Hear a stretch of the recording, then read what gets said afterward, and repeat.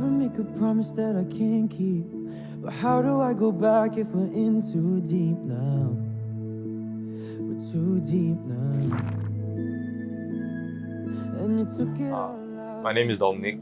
I am 25 years old this year. I am a business student in SMU, study business management. I major in entrepreneurship and arts and culture management, and I also run PARKA.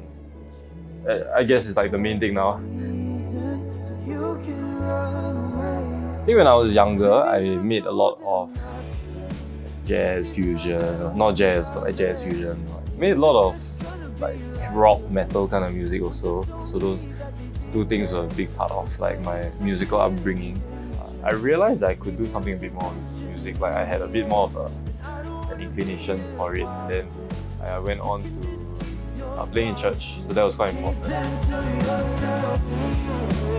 PARKA, the name came from the fact that like we wanted to create this community where artists don't have to be pressured by the world to like, oh, we need to find sustainable sources of income through music, or like I need to go and work a day job. I mean, there's really nothing wrong with that, but we wanted to give young artists a place where they can grow, where we help to support them through whatever available means we can.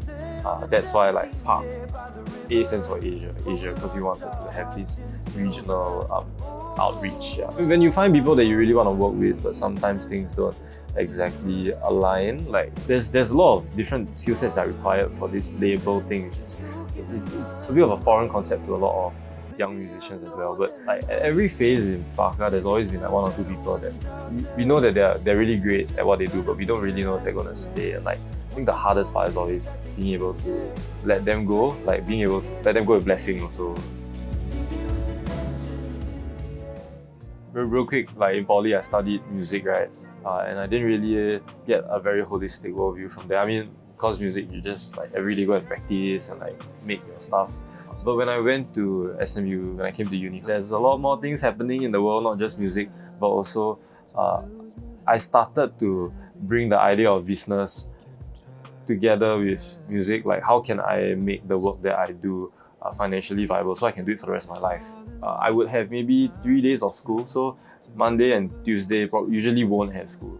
Yeah, and then Wednesday, Thursday, Friday will have, or like, yeah, something like that. So Monday, Tuesday, I would spend the time doing music, like extended weekend. So Saturday, Sunday usually spend in church. Monday, Tuesday is like whole day just music. So I will put my work aside, which is not very good.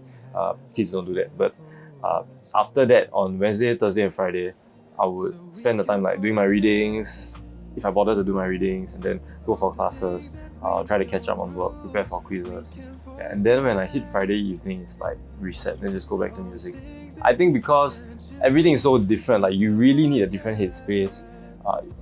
I cannot just instantaneously like, okay, I'm gonna do music now and I'll do it. Like it does require like a certain headspace to do it. It requires like, yeah, I need to sit down in the room, listen to the music. I can't just churn out the mix.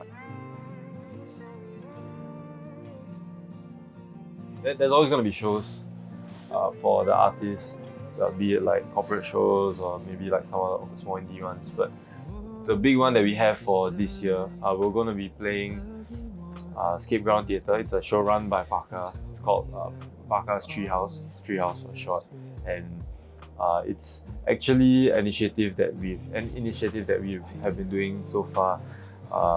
It is coming up with a collaborative album. So it's 7 songs with artists both within the label and outside of the label. Every song is collaborative. My personal belief, music and making art has never really been about like the individual expressing, but rather it's like the power of music comes when people are able to hear it and they're able to enjoy it together. We can forget.